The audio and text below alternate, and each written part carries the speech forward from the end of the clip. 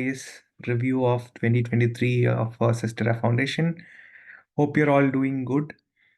Um, I request all the speakers today, the team members, to put your videos on. I've pinned the senior team members here.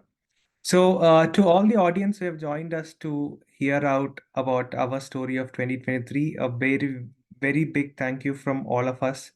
It gives us immense pleasure to see you all who have joined today to listen our story, and I'm sure a lot of you in the audience have been part of our journey as well. You have either been part of a program or have been working with us or networked with us in some or the other capacity. And yeah, frankly speaking, towards the end of December, I was thinking, all right, first of all, myself, I'm Sanju Soman, CEO and co-founder of Sastera Foundation. Myself, Deepa, and a couple of others have started Sastera in the year 2017. Now, we've been in the space primarily of building capacity for youth and local government institutions to deal with climate change. So, our main area of work is in climate action. As some of you already might know, we have various kinds of interventions, but one of our major intervention is capacity building, which is to bring together amazing youth leaders, entrepreneurs, and innovators together to work on solving the issue. Anyhow, towards the end of December 2023, I was thinking that, as a team, we should have a review meeting and see how our year went on, what are the learnings, what are the impact that we could create, etc. Now, one of our biggest problems or challenges, I would say, is we do poor documentation. And in fact, I used to jokingly say, if you look at our website, not even 20% of the work that we actually do is there in the website. And that is also because we end up focusing a lot on just doing projects and taking up new initiatives and then working on them, and very poor on documentation. And this year, up to an extent, not really, but up to an extent, we were able to change that narrative a bit. But nevertheless, I was thinking, we do this review in 2024, starting of 2024. All of our team members were a bit busy because the climate leadership program, which is the flagship program of Sustera, was running, and the offline component of the climate leadership program was happening in Kerala and Tamil Nadu, and all our team members were there. And that's when I thought, why not we do this publicly? Like, why not we make it public so we also invite people who want to sort of join our journey or understand what happened, etc. That's how we have opened up it for all. It's going to be a very casual interaction among our team members, which we are opening it all, to all of you to hear. And towards the end, we'll certainly take questions if required. Meanwhile, if you want to put something on the chat as well, that too is fine. Meanwhile, I am just going to try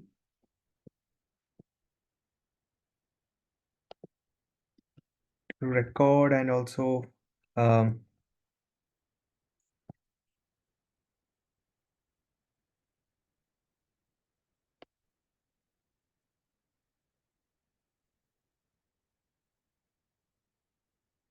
yeah, I'm just live streaming the video this on YouTube because some of them had mentioned if it would be nice if you could live stream it. Just give me a minute.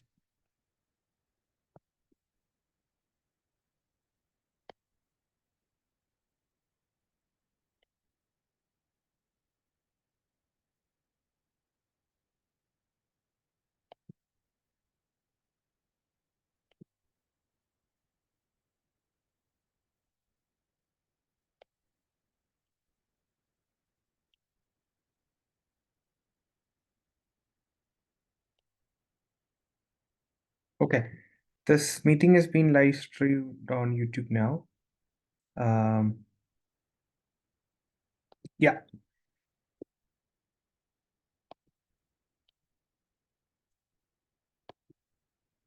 All right. So, starting with the session today, we have Deepa, who is one of the co-founders. Some of you might already know her. Then we have Agnes, who is one of the program officers. Ashna, who recently joined us as a program officer. Not recently, it's been 6, 7 months now. She joined as an intern and then, yeah, moved to working with us full time.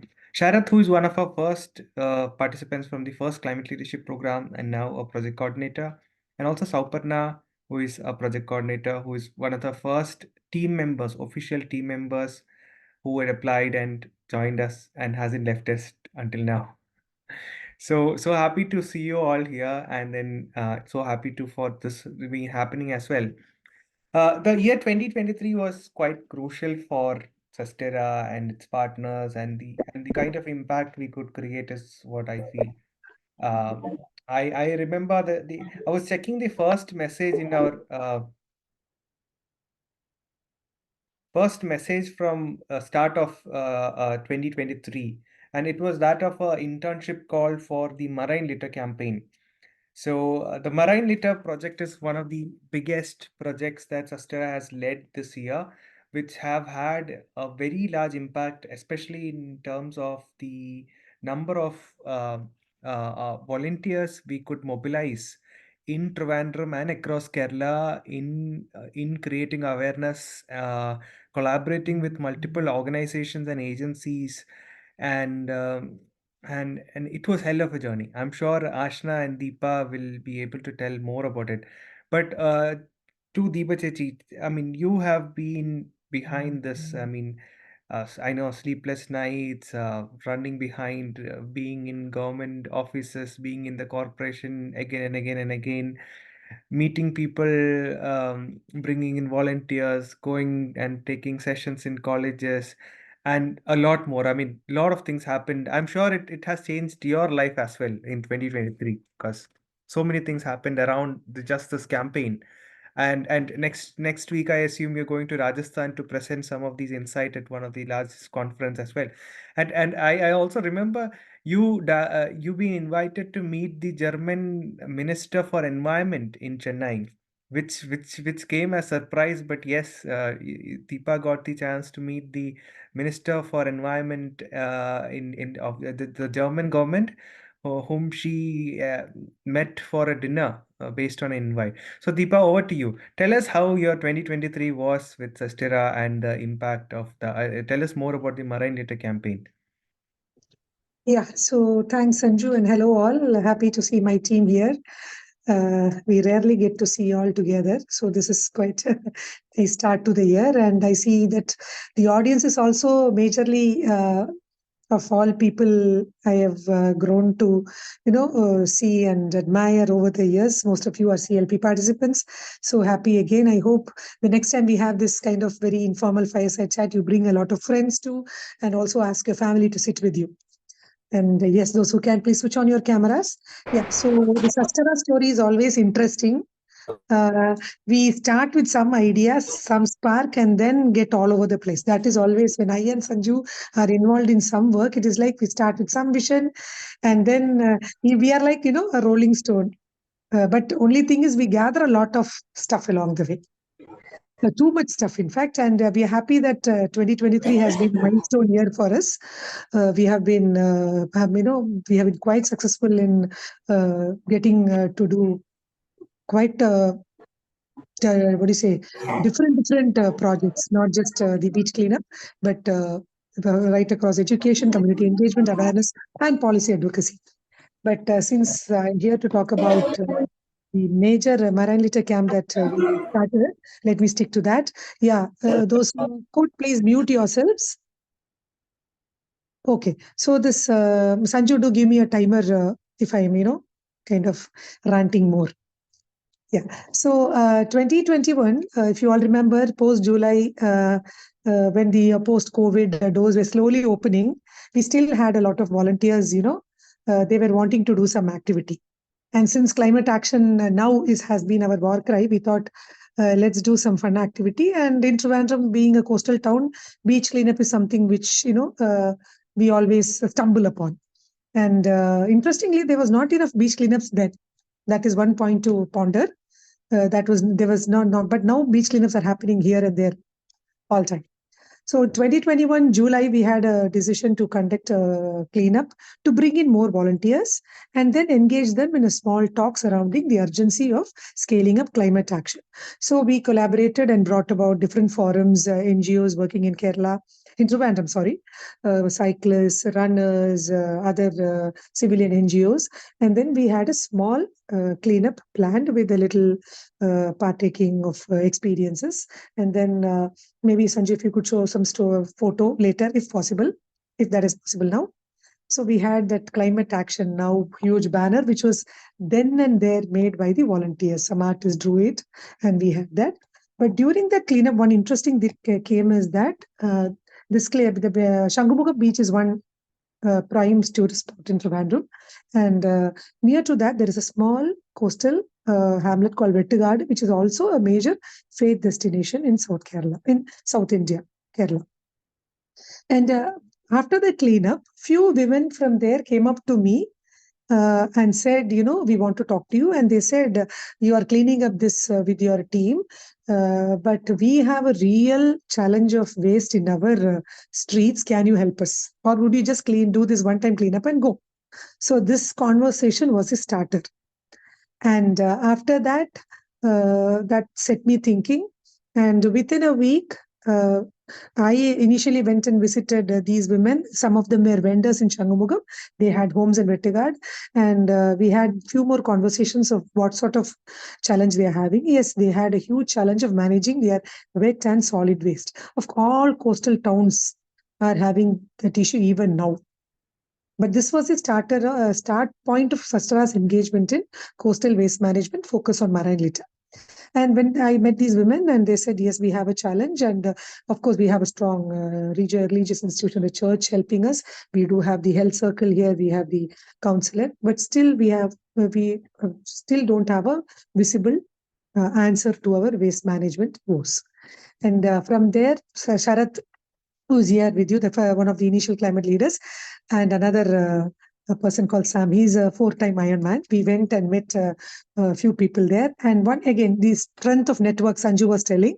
My partner, he is a cricketer, and he has coached some young cricketers in Kerala. And one of them was from Vettigad. So I got the number of his father. Again, cold calls. You try left and right to get some number of somebody in that location you want to work in. That is a first learning. And I am a person who never shies away from calling. The worst I keep telling is you get a no, but you will always get a yes is my experience. So that was the initial call. I just called that person and used my partner's name. And he said, yes, we are waiting for somebody to come and help us. So that was the starting of this whole journey. And we went and the team members you see today were not there then. Sharath was not part, but he was a volunteer then. And he came, and we had another person called Jenix. We went to the church, just met the father and the young pastors and some committee members. And they said, the first question was, okay, you are yet another NGO is coming here and trying to do something. What will you get out of it? So that was the first question.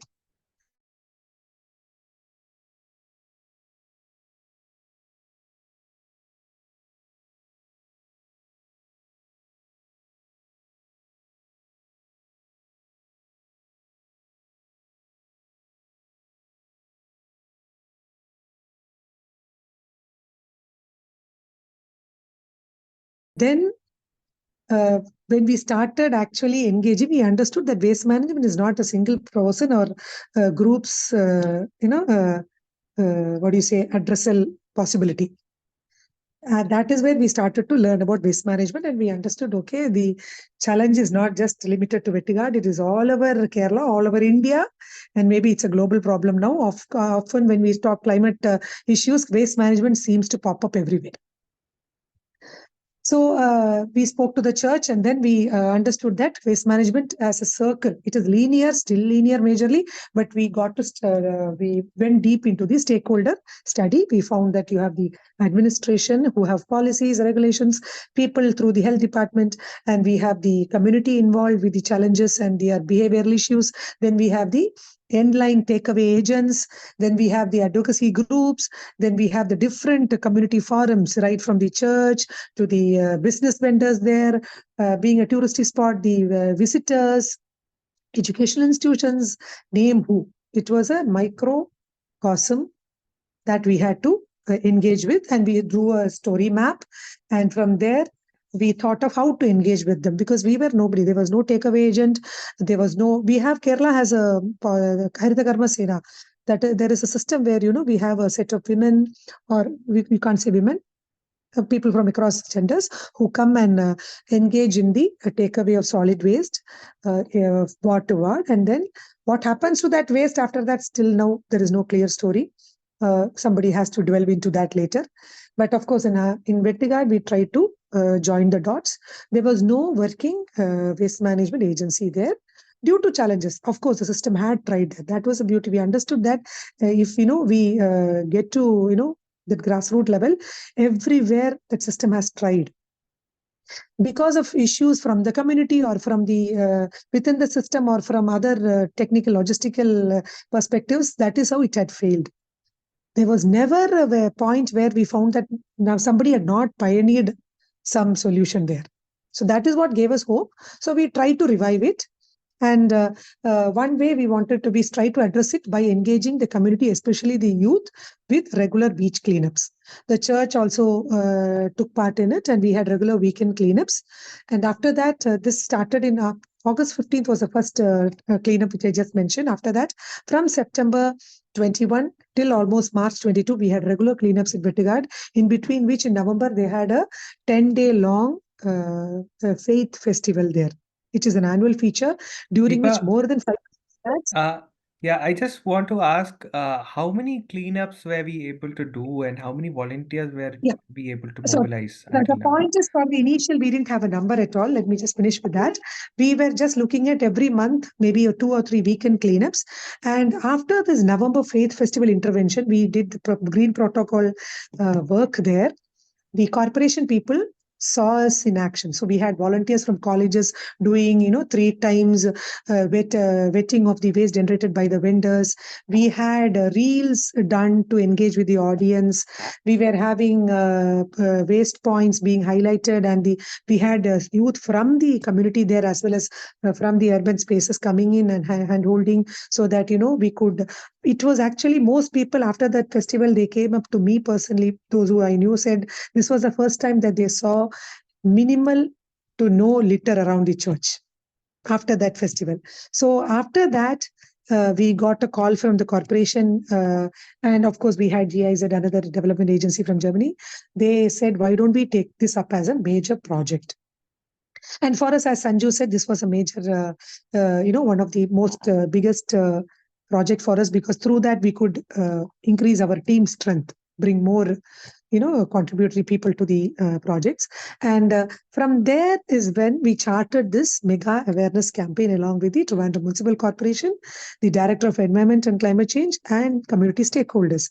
So that is how this campaign came about. And the objective was very clear. We conduct 50 weekend cleanups.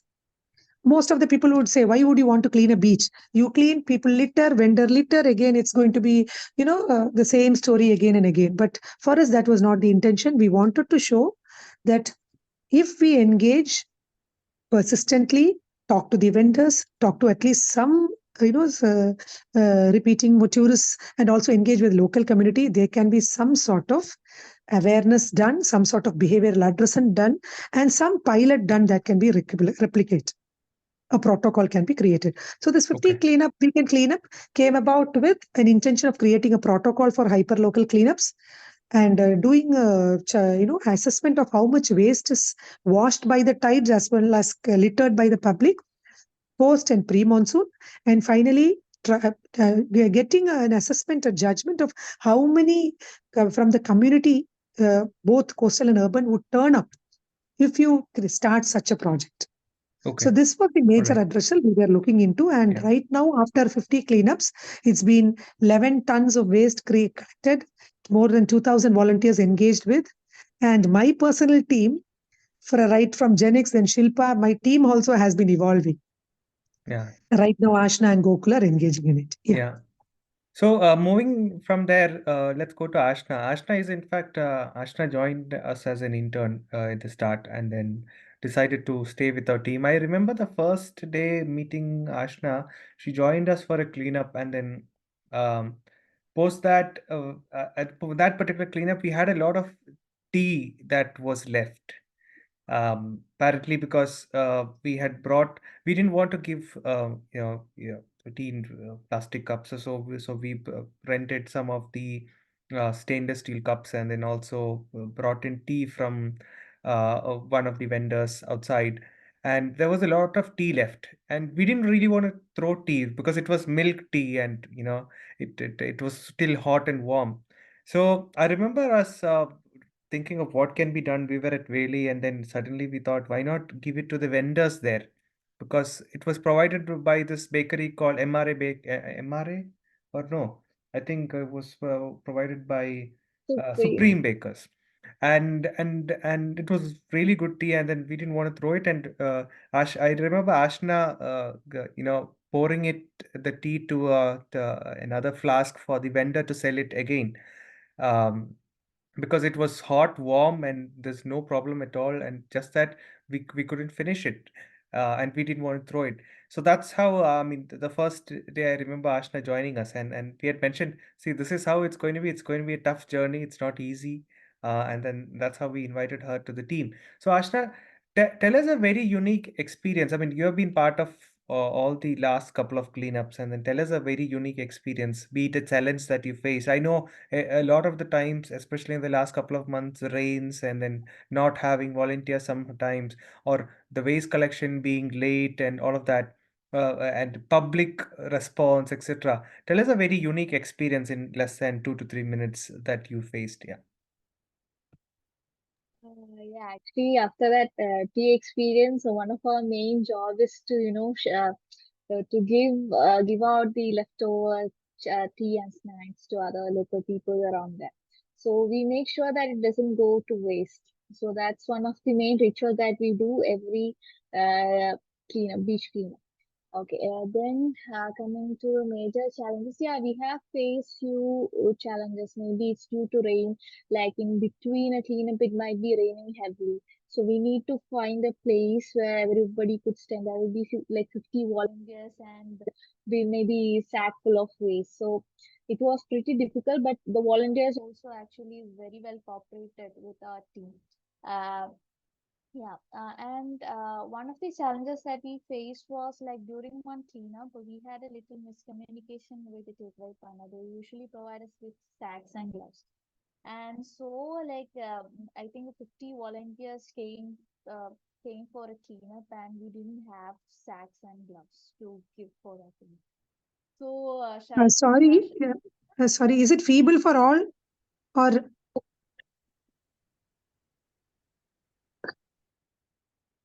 You hello? could be a bit louder.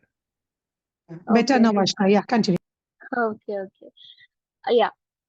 So we had a challenge there. So the volunteers came up and we didn't know what to do. So Sharath was also there, and like within a half an hour, it was an early morning cleanup, like it started at 7.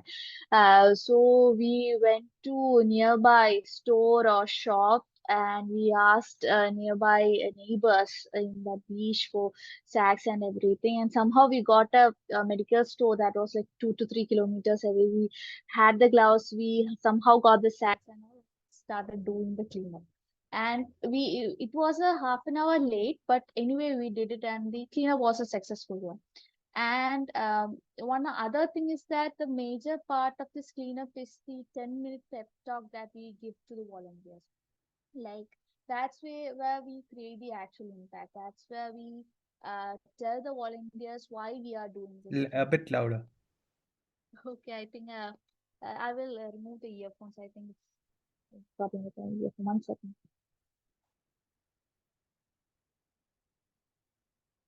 can- Hello? Yeah, better. Better, right? Okay. Where was I? Yeah, about the pep talk. Yeah, so that's the important part of cleanup. So we use the beach cleanup as an awareness tool where we could get a whole bunch of youth volunteers, mainly from the city, to know what's happening in the beaches. So like, what's happening to our waste, like how it gets ended up in the beach. We talk to them about how the waste gets there, like how our like it affects the marine life, what are microplastics, how it affects our life. So basically when we tell the volunteers about all these stuffs, most of them will be like starstruck. They don't know like what's happening. Most of the volunteers doesn't even know about microplastics. It would be something that that they will be hearing for the first time. Yeah, so I think the pep talk is the main thing, and it has influenced most of the volunteers who have come there. Yeah. Just one last question for you for regarding marine litter. You have seen a lot of waste, lot of different kinds of waste. I'm sure you have seen diapers, you have seen sanitary napkins, Yeah. you've seen plastic covers, you have seen different types of waste. What is the most common one that you have seen? And also what is the most weirdest one, the something that you never expected to be in the beach that you've seen? Common waste would be, I think, single-use plastics, like basically Lays packets, shampoo packets. Or if it's a tourist spot, it would be like plastic spoons or the plastic container where they give pani puri and all. Ice cream covers. Those would be the common single-use plastic that we see on beaches. Yeah, as you mentioned, we have seen like sanitary pads, diapers, urine bags, syringes, everything there. And in local beaches, we see like all kinds of waste that could be generated from a hood. Like I've seen a photo of a small child, like a framed photo. It was actually a waste that was on the beach. It was a photo of a small child. I've seen that. I have seen garlands or like small toys. We usually see like colorful, small, tiny toys.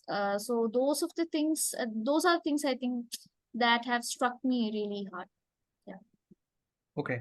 So moving on from Ashna, let's travel to Uttarakhand. So this year, fortunately, we were able to go to Uttarakhand. We did a climate leadership program there. Now, Uttarakhand, as you might know, is placed in such a position that it's highly vulnerable to impacts of climate change, considering its geography. To reach from one place to another might take hours because of its diverse geography, very beautiful geography, I would say. We were given the task of doing a climate leadership program there for Uttarakhand. Uh, it was hell of a tough an experience, as in from selection to doing the program, finding the experts for the program to talk in local language, in Hindi. All of it, our network helped. Um, and and the most important thing was, instead of doing it in Dehradun, we decided to do it in a small village called Champavat. And and this beautiful village, and on one of the hilltops is where we stayed and did the program. So Saparna, could you tell us about the experience of being in Uttarakhand and being with the climate leaders? Something unique that you observed there? I know we have lots to tell, like the broccoli and the milk and all of that, but something very unique, and also about the cohort, that what you felt about Uttarakhand cohort. You have worked with Kerala cohort, you have worked with Tamil Nadu cohort, yeah. Yeah, so as Sanju mentioned, uh, the place we selected for the offline event was Champavat, uh, which is a very difficult district to get to. Like even for those who are from Uttarakhand, it would take 2 days of travel to get there. And the roads were really bad or under construction, and the hilly terrain would make it difficult for a lot of them. So it was a risk that we took. We thought we would go ahead with the decision of hosting it in Champavat. And personally, there are a lot of things that happened in that trip. So I went a few days earlier to figure out the logistics and stuff. So got to spend some time with those who are running organizations there, especially Ruth, who was running an initiative where she was training Pahadi youth in a different issues that were happening, like waste management or caste-based social justice and other topics. And they were like very passionate. What strikingly what I felt was that those who decided to those who had like built their lives there, those lives were built out of a lot of passion and like real genuine interest in doing some impactful work. So that kind of work we got to see a lot there. And for the climate leaders, definitely, as we imagined, the turnout was like a little lower than how we would have it in other states. But for every participant who tried and made it to Champawat, it was a very unique experience even for them. Most of them had not visited Champawat previously, because there is no reason for you to travel to Champawat, even if you are in Uttarakhand. So that was a very different and unique journey for even them. And then we hosted the event in a very small cottage, for which we had to walk a lot to the top of a mountain. And so that journey and having the event there made the program more wholesome, and it put a lot of perspective in the climate leadership program. And we had the support of Kamal Murari, who is the head of climate studies in TISS. He was heading the program, and he was the local contact that we had. He is actually from Champawat, so he was able to guide us through the program and the logistics there. So yeah, that's the thing about Champawat. And in Uttarakhand, I've been part of hosting CLPs, and one of the major aspect where we interfere is to identify the youngsters, see the right amount of passion, right amount of work that they've done, and find a good mix of all of that, and maybe a little bit of understanding, so that we would be able to also start from a common point for everyone. So for Uttarakhand as well, this was the like thread that we had in mind in terms of selection. And we now have like an amazing network in Uttarakhand as well. We can always just yesterday, I had someone message me from the Uttarakhand cohort saying that they would like to work on something. They're good at documentation and photography. So they were asking how they could take it forward. So like that was a major a step for Sastara as well, to have scaled up to a different terrain, a new new geography altogether. So yeah. So many. Pausing you there, now one of our aspirations is to certainly scale such a program to every state now. What is unique about CLP is that we do it in the local language, and for the bring in experts from the local area itself. Now, doing Tamil Nadu and Kerala was the easiest because we are all from Kerala, but again it evolved over the years. Tamil Nadu was a bit difficult, but certainly considering that Poolagin Nanbargal, the amazing network partner that we have, has been helping us and do this. Now, what do you think would be our biggest challenge when we scale up to other states, considering that the core team who knows how to run this program is from Kerala? Definitely someone who know the logistic, or and there is also temperament, I'd say, like, or the way in which youth would react or respond to issues, and this thing that is built according to your culture, and there's a lot of impact that your culture that you're born to can play in the roles that you would take, I feel. So the responses are different as we move from state to state.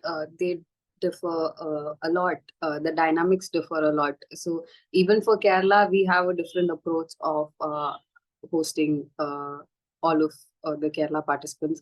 In Tamil Nadu, it's a different scene altogether. So in every state, understanding that spirit and the issues that youngsters can be passionate about can widely differ depending on the geography and things that you have seen growing up.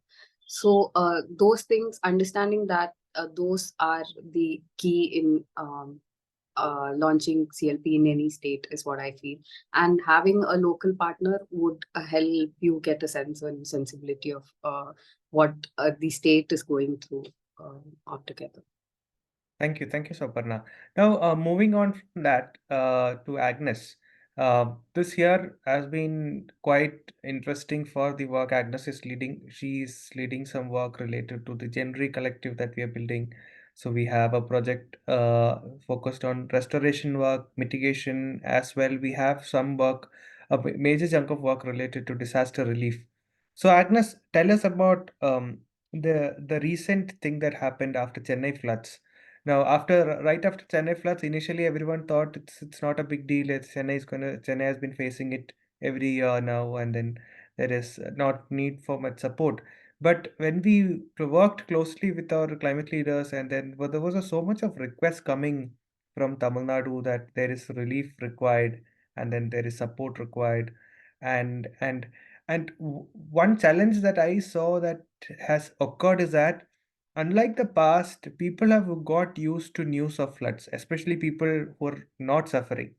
And we felt that despite having sent across requests for support, not many people really responded, unlike the 2018 Kerala floods or the floods that happened in the past. It has become a new normal. And I do see a threat there, as in it shouldn't become a new normal because we should be able to support people impacted by disasters when required. So, Agnes, tell us your experience of the Chennai floods relief collection as part of the Genre project. Yeah.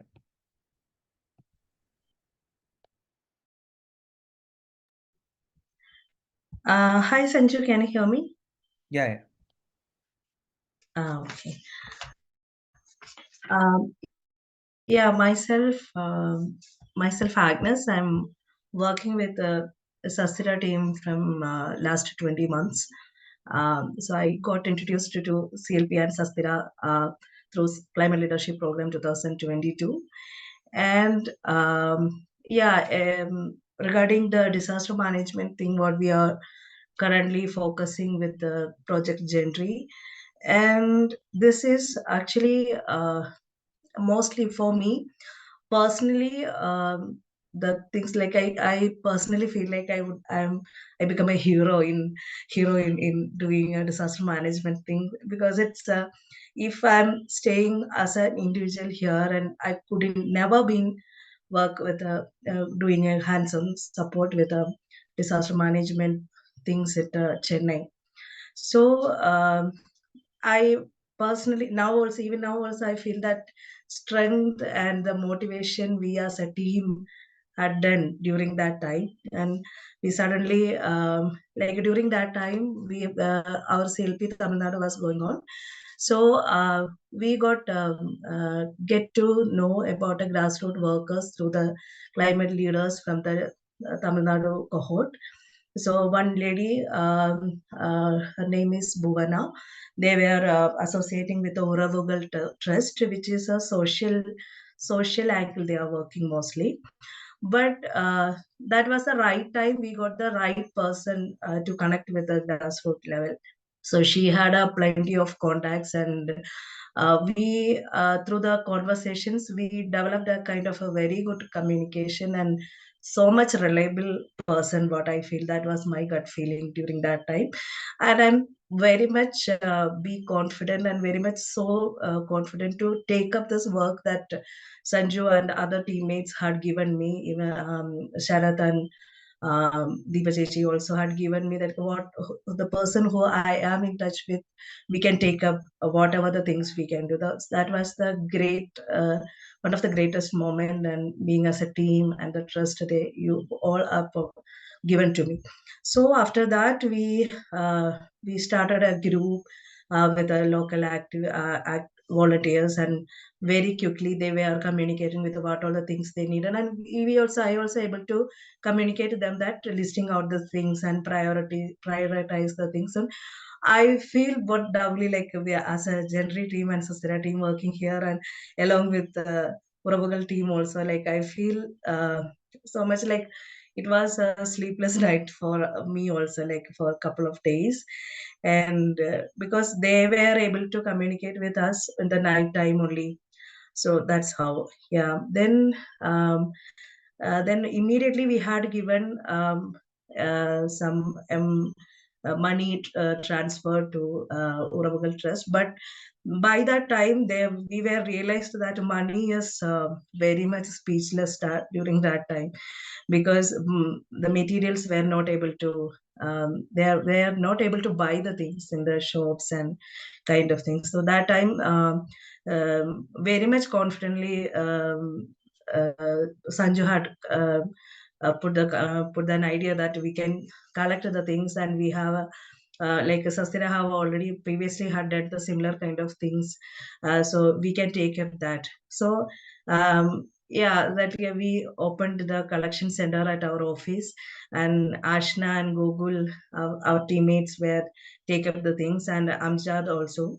So this is all like a kind of a lot of communication, transparency has to be keep. Lot of risk were there, but we all are very much confident that this is the value we are keeping. Like no matter in where the things are, like how hard it is, like we should help. This is our priority, and this is how the value we are putting on onward. So yeah, that was really good time. And also Nihal from our team, all the, even if no matter the intern or like a program officer, no matter, like we never feel that any hierarchy in taking decisions and taking up the leadership, and that was the good time. Then we opened the collection center, and we had done a lot of outreach, and we shared the like multiple options for the like a material collection. Like even then later stage, when Amjad come to the team, and he had suggested we could tie up with the colleges, and Ashna Gobel took a lot of initiatives for that. And so we were able to connect with the 4 colleges from Trivandrum, and they also gathered the materials, and some colleges raised amount also. So altogether, we were able to transport the things of materials as well as money in worth of 35K.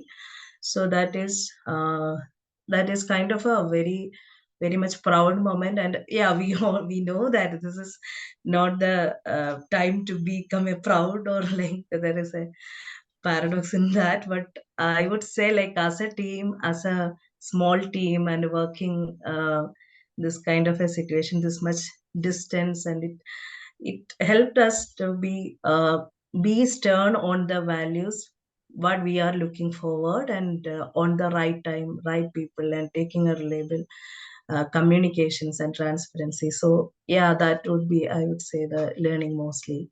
So it makes me like more confident, and we are like we will be looking forward for having a network of people like this, and ground actors and policymakers, and not only the hands-on support for the disaster time, but also making them to how to become more resilient, and also be like yeah, in that way. Like that is what we are as a Gentry team, we are looking forward to coming year. Yeah. Right. Thank you, Agnes. So moving on to Sharath. Sharath is one of the climate leaders, as I mentioned, and he has been worked on various roles, and is one of our star climate leaders, I would say. And you have personally been through a lot, as in your story of resilience, during the 2018 floods itself is something that all of you should hear sometime.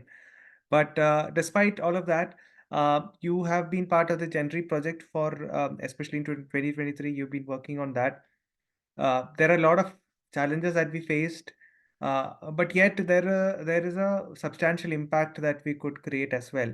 So could you narrate about that in very short 2 to 3 minutes? I know it's too short a time, but also quickly, and also tell us your experience about going on live television, on national television on Environment Day.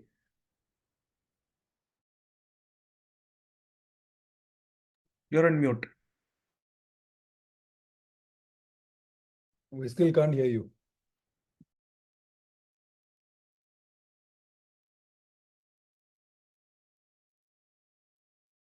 No, no. That's fine. Don't panic. You can quickly go and come back soon. As in, you can join from another device, maybe. Yeah. Okay. Moving on to Deepa. One of the biggest programs, I mean, among most of the, we have done a lot of work in 2023. I mean, I have listed it, and there are like at least 28 different types of work that we have done in 2023, but we can't cover all, but at least some of it. Two of the very interesting events was one of the Rooting for Resilience event, where we launched the book of top 15 solutions for climate resilience in Kerala, and also the mental health and climate change conference. So Deepa, quickly and shortly, could you tell us about what are the what was the impact of Rooting for Resilience, and why we are not able to scale it up to other districts as well, or why it's necessary? Yeah. Yeah, so as you said, more than 25 programs in a year is with a small team is quite an achievement. And coming back to Rooting for Resilience and the mental health focus seminar, which we did back to back within a week, those were two milestone projects as far as our team is concerned, because it was connecting few, across few areas of focus like education, collaboration, youth motivation, and system engagement. So through these two programs, we were focusing on few areas. As in Rooting for Resilience, it was bringing together volunteers focusing on community engagement in climate action. And under the mental health conference, it was about focus on mental health post disasters. And again, Rooting for Resilience was a one-day program in Trivandrum, which focused on bringing together aspiring, youth who wanted to engage in climate action in whatever way they could. And for that, we had a very interesting day planned. We had Dr. Venu and Sharda, who are the Chief Secretary and the Additional Chief Secretary, come in and motivate the youth, as well as we had very, very passionate, at the same time professionally engaged youth from across sectors come and speak into key roundtables addressing systemic issues. And we also had the audience to take part in the finishing day event of, ideating around the core waste management issues in a hyperlocal location. So it was a packed day, but the impact of that was that after that, we got a lot many calls, be it for interning, or for working with their colleges. And one interesting thing is Ashna and Gokul would know. After that, we had this huge Kerala program in Trivandrum, and every day I ventured out, I would have youth coming up to me telling, "Madam, I met you that day in Rooting for Resilience."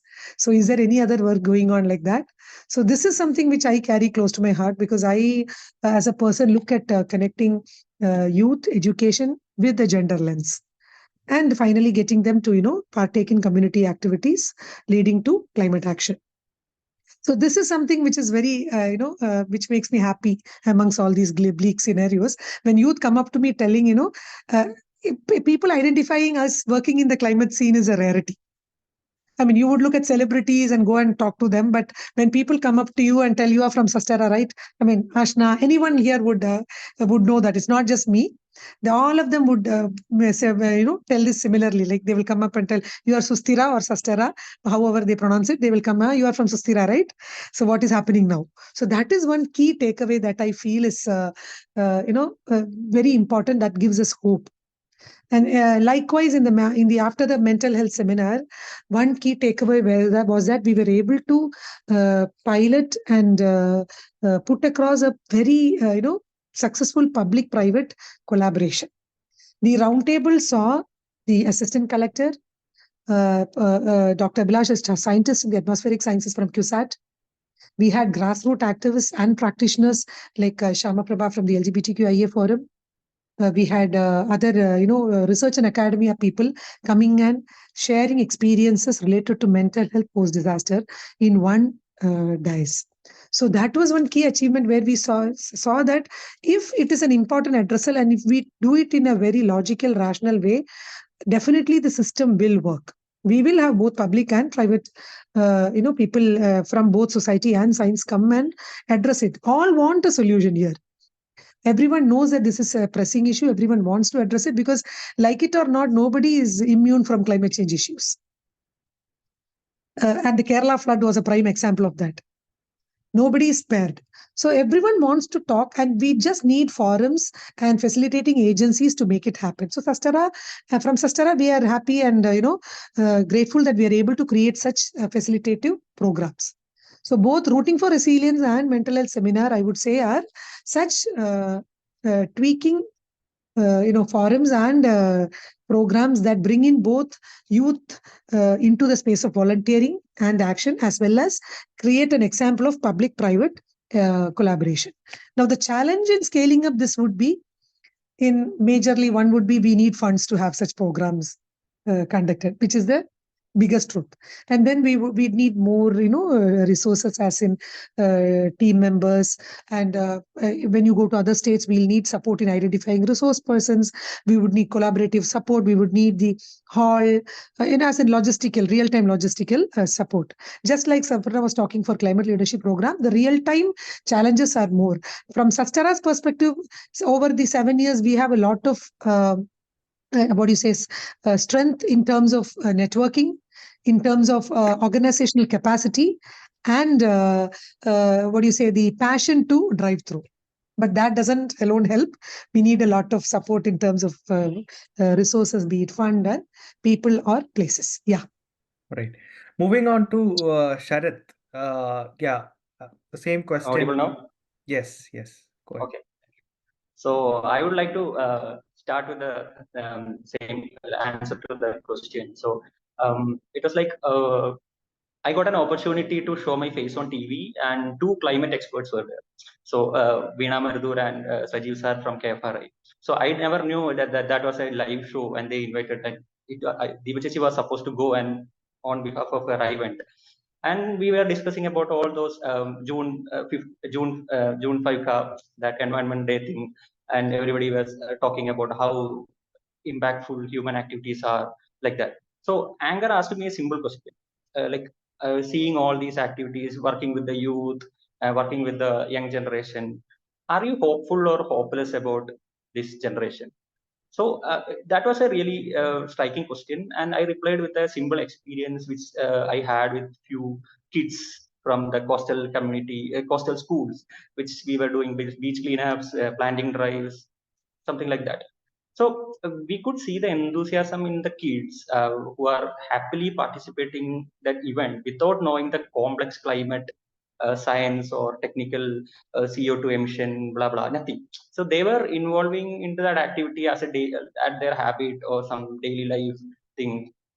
So we were planting trees, and those kids were very very energetic to plant those trees, and we were talking in their language. Okay, how to take care of the plants, how to take the plastic from the beach, how the behavior should be changed. And those students are kids are innocent, and these ideas will be stuck in their mind till their which we never got. So we were always behind the books, and we never got the real-time experience what's happening in the climate thing. So also one of our discussions happened, maybe Sanju was also there. Somebody told that some analogy about sowing the seeds. So if we are trying to sow seeds, like 100 seeds were thrown, maybe 100 won't survive. Maybe out of that, 10 or 15 or 20 will be survived, and that will be beautiful to see. So this is the scenario of what we are doing, like projects and all. Like we will be doing to the talking to a multiple people, like a huge crowd of people, those who don't believe in climate change and those who really want to participate in climate actions. So these results will we cannot see the results like the next day. So it will take time, and it's that's the learning I got. And talking about Genry project, so Genry project is particularly like about a participatory in nature, and it's about creating a climate financing aspect of what Sastera is talking about. So over the past 1.5 years, the Genry collective is in its pilot phase, and we were able to plant around 650 above mangroves and 1,000 plus tree saplings, bamboo saplings, and we were able to provide around 30 BLDC fans, which is energy saving in nature. And we were doing all these apart from the disaster relief activities. So Agnes talked about that. So and we were providing bicycles to women and youth, girls. So collectively, we were able to do all these projects in the vulnerable localities where I spoke. Those kids were also there. So this is a what to say. We are creating a generation, or enabling a generation to rethink their lifestyle or rethink their consumption, or whatever it is, whatever words we can use it for, like rethink, redesign. So that's a huge takeaway. And I should mention this 2018 was a crucial year for me. So two incidents happened. Maybe I could say it was flood, which I got severely affected. I was trying to do a startup and it got failed. I'm not talking about that story, but in 2018 itself, when Sastera announced this first cohort of climate leadership program, I was able to apply, and that changed my the whole thought process. Like I was doing an MBA in energy management. Even if I was doing that energy management thing, but I never knew that I was learning a course that is relevant to the climate science. So after doing that climate leadership program, only I got that connect between what I was studying and impact in the society. So that's a huge thing to talk about. So yeah. All right. Now it's almost been an hour. Now what we'll quickly do is we'll listen out to Suhail and Roshni shortly, and then all of us will answer just one question on what is your message for the world, as in for 2024, and as we go ahead together working in climate action, what is your aspirations or ambitions for the upcoming years, personally or for the organization itself? Now, Sohail joined as a volunteer with us. He's a well-experienced senior person who has been working with us on some research work as well. Um, yeah. Sohail, just a quick question. I know, I mean, how does it? You extensively work with ISTG on big policy research and research work, and how is it to work with a very young, early stage organization? Yeah, it's completely different in that there is not a top-down approach, meaning the captain of the ship decides the course, and the ship engineer sets the engine. This is a much more a flat organization, and ideas actually evolve through the talk. So there's an idea.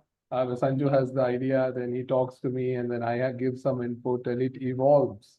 And I think that flexibility is sort of refreshing and different from these kind of larger, older, command kind of structure organization. And the other, I think the most important thing I feel is that the organization is adaptive. It is not fixed into a certain mold. It is willing to explore and I mean, obviously with an eye towards becoming financially sustainable, but is open to trying different things. Because so actually in the old organization I worked with, my boss talked about how in his youth the NGO sector was, and how he was one of the newer versions where they tried to bring in change and try to bring in this multi-stakeholder engagement. But I think you guys are Suster has taken it a step further. So yeah, it's very nice, very refreshing. Thank you. Thank you, Suhel. Good to have you on board, and looking forward to some impactful research work in future. Now, Roshni had joined us 3 months back as an intern to help with our climate leadership program, and she has been part of the offline events of climate. She herself applied for the CLP program, but it did get selected.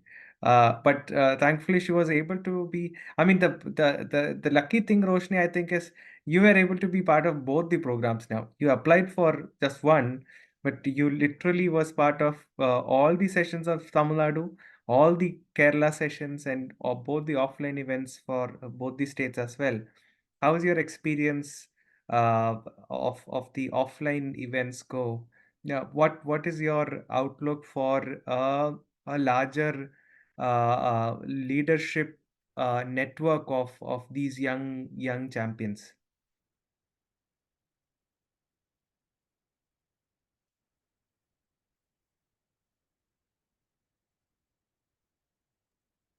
Unmute, Roshni, unmute yourself.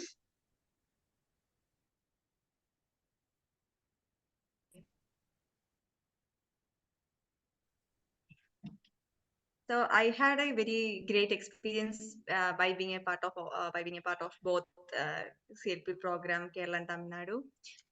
First of all, I was little bit I didn't had that much connection with youngsters who are working in ground for adaptation and community resilience.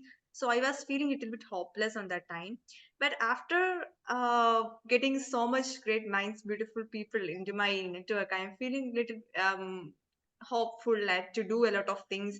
I was telling that now I am feeling very confident to intervene in wherever I can. So that's the feeling that I got from being a part of both CLP Kerala and Tamil Nadu. And I feel like I can reach out to a lot of people, especially in Kerala. I didn't have that much connection in Kerala, so I can reach out if I can have any doubts also. So that connection is one thing that I got. At the same time, most of the sessions were so good, and a lot of ideas came to me from these sessions only. So overall, my experience was good. So that's it. Thank you, Roshni. All right, to the last part, and then if anyone wants to add, any of the participants wants to add, feel free, because most of the leftover participants are either one way being part of Sustera or the climate leadership program. So good to see you all here. So yeah, the final question was, what is your outlook for the 2024 year, as well, a message for the future? You don't, yeah, however you want to tell it, very shortly, less than a minute each. So we'll start with Deepa, and then you can pass it on to someone. I think the others should do. Let me end. All right. Aparna, we could hear your cat also talking alongside you. Yeah. Huh? No, we could also hear your cat talking alongside you the On last the time. mouth. Yeah. Yeah. So quickly, by just collecting my thoughts, I'd say Agnes and I were speaking like post the CLP offline events. We were saying we were thinking that every work that we do is very significant and the need of the hour and impactful, all of that. But like oftentimes in the other work that we get to do, or like that we need to do to make these happen, putting these conceptually gets a little lost. So I feel like for 2024 and for Sastera, my vision would be that we put things conceptually really well and put them like really nicely so that we can explain it to everyone at the impact that we are making. That shouldn't be lost in the process of doing so much. As Sanju said, our documentation has been really poor over the years. That part also is something that we need to work on. And personally, I would also like to contribute and polish my skills in research, because that has been the training in the past. So if there are opportunities, I'd like to take mentorship and do like evolve in my research skills as well. Yeah. And a message for others. I didn't get that.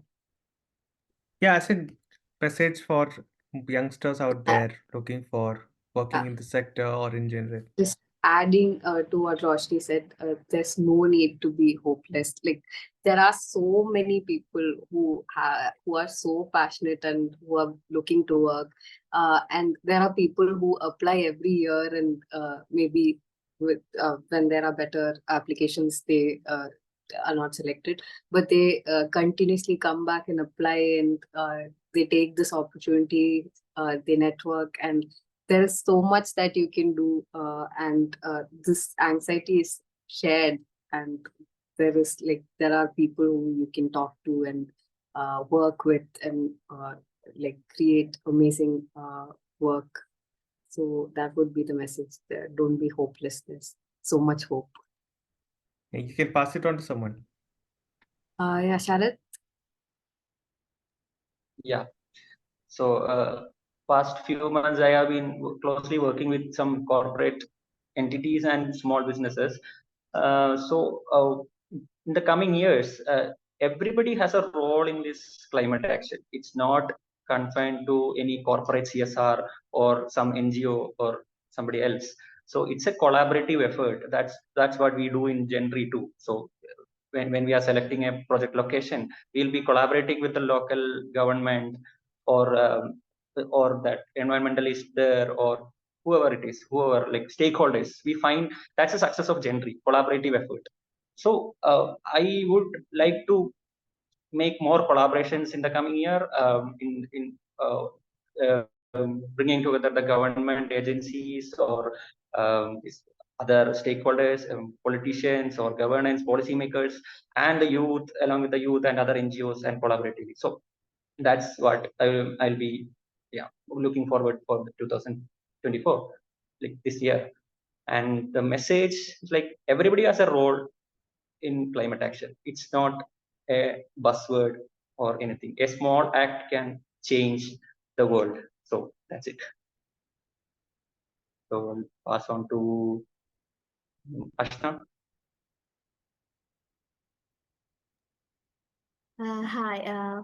My vision for 2024 is that, like, while working with youth, I understood that they have that passion to know about these things, but there's nobody to teach them, or they don't hear anything about climate change or what's happening around us. So I think I would like to work on projects where, we could create an impact on such youths, maybe school students, maybe college students. So yeah, that would be one of my 2024 visions. And as a message, I think it's to be hopeful. Yeah. That's it. Then I'll pass it to Agnes. Thank you, Ashna. Yeah, for me, like organizational or personal, both are same for me. Like I always feel that I'm collaborating with Sastera, not working in Sastera. And like whatever be the skills, innovations, and all, always there is a space for a discussion. There is always a space for a dialogue. So that is what so that I didn't feel that a personal life and a professional life something is different. So for me, it's both are the methods and everything, mostly connected with the flow together. So what my aspiration for 2024 is learn and explore more my knowledge more on climate action, which specifically on just and gender based. So what I wish for me, doing some research works, like as Sauban also, we both discussed some collaborative works together as a research perspective, and so at least 2 papers should be published in Sastira's work as how the climate gender and just based climate action in mostly based on Kerala. So that is what is my aspiration. And for the message, I would say for youngsters, be in a network, and climate action not an action of an individual. There are a lot of initiatives that a person can do, but it would be better if we are in a network and be a collective action, and also be in a finding out a innovative and ecocentric solutions for our climate actions. And so be innovative and use our privileges for innovate some ideas, and mostly in it should be in an ecocentric perspective, not a human-centric perspective. And one more thing, and also develop a philosophy in a climate action, so it would make you more hopeful and be sustained in climate action. Yeah, that would be my all from my side. Yeah, then Devaseshi. No, I would say Sanju. All right. We're going in the opposite direction. I'll finish. Yeah, all right. Then we have Suhail and Roshni as well, and then we'll go to Deepachichi in the end. All right. So, so for me, as a large long-term ambition, one, certainly enjoy the work that we do, because that is one thing that is based on Epicurean philosophy. Everything eventually is about, are we going to be happy doing this? So do the work that brings you happiness is one major aspect for this year and upcoming years. And similarly, I have this thing of pushing limits, which I do, and also make you push limits, which again has to be an interesting and learning experience altogether. And finally, for this year, the main aspiration is to train more youngsters, and we can't wait for 5 years for the organization to grow big and then train people. We have to increase, scale up the reach of our work, and the academy and the work of the academy is going to help with that, is what I feel. And finally, as a message to people, I mean, to youngsters, there is so much amazing work happening across. So keep skilling up yourself, keep learning more, reading more, writing more. Most importantly, writing more. One of the biggest challenges of our team is we do a lot of work, not even personally, neither as an organization, we don't write about it. I have started to, and we want everyone, even the participants who are listening, to write more. Yeah, I'll pass it on to Suhail if you have a message.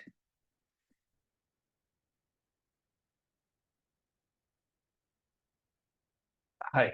So yeah, so my message is, this being in such an organization, and also being in this time of climate change. I think, when you have grandchildren, the kids will ask you, what were you doing then? So all of you guys will have something interesting to say. During that time, this is how I contributed. So yeah, definitely continue contributing. That's my message.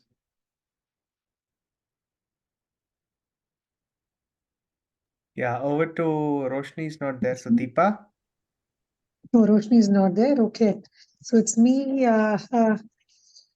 For Sastera, yeah, most of the points have been taken. For Sastera, I envision this year as creating the second round of fundraising leaders.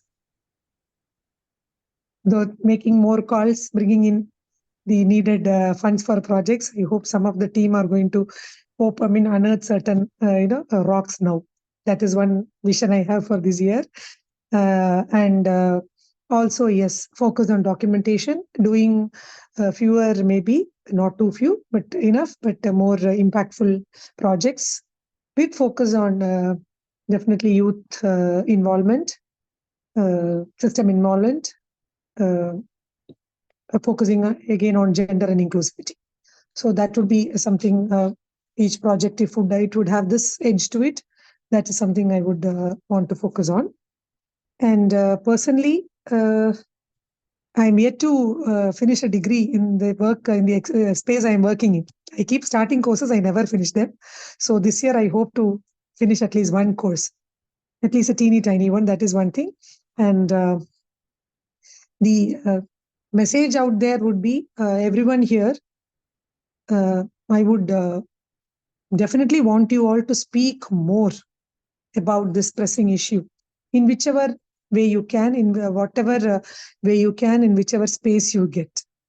Like simple, like, saying no, let it be saying no to a plastic straw. I had a fight yesterday over that at 11 o'clock in a juice shop here. And what started as years ago, this narrative which I and Sanju, Namak straw venda, let's say no to straw, we started that one program. So start speaking very strongly in issues you feel deeply about, passionately about. People might ridicule you, people might not listen to you, but everyone knows climate action, change, the doors have opened. There is no looking back. So speak more, maybe to your family, to your friends, to your colleagues, in whichever ecosystem you are on, at least one sentence a day, if not one sentence a week. Do start speaking more to people around you. And one thing I learned from my experiences, if you start speaking, you see that there are leaders around you. It could be your mother, your father, your family member, it could be your friend. Somebody would be doing more amazing work than you in this space. It need not be professional. They could be doing something very small but amazing for climate action. So speak more. You might inspire, you might get inspired. And so just I want you all to carry this message home, and again tell this message to others. We need to have more and more informal speeches. Like when we talk about education, climate education, it is more formal. But we need a lot of informal conversations happening around this urgent need. And so please do that. And while you do that, please make sure you put on your gender lens. That is one very, very important thing. The team here knows, from logos to projects, the first thing I catch is gender. So whenever you speak, whenever you act, whenever you take up something, please put on your gender lens. Yeah. Thank you, Deepa, and all the team members for that. And it was really amazing to have done this in the start of the year. We are already through January, and I'm sure the next few days are going to like fly past us. But let's all work together to make it wow and innovative and enjoyable. If anyone wants to add anything or want to say something, you can unmute and speak, or else then we'll wind the call because it's already been an hour and 20 minutes. Right. We saw the message from Johnny Paul. Thanks a lot for that, and thanks for joining. Really appreciate that. Right. Hoping to work with all of you who have joined us as well here, and looking forward to a very impactful, amazing year. If we could all, yeah. Yeah, Sanju, Abshana has also messaged. So thank you, Abshana. Yeah. Thank you. If you could all put videos on, we'll quickly take a picture and then say bye, if that's okay with you.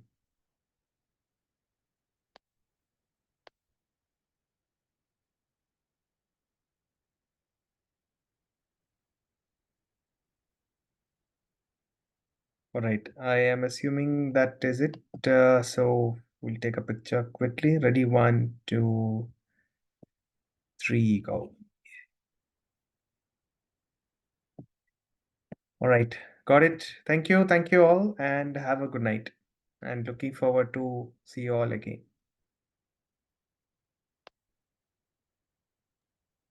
Yeah. Bye. Thank you all. Hope to see you all soon.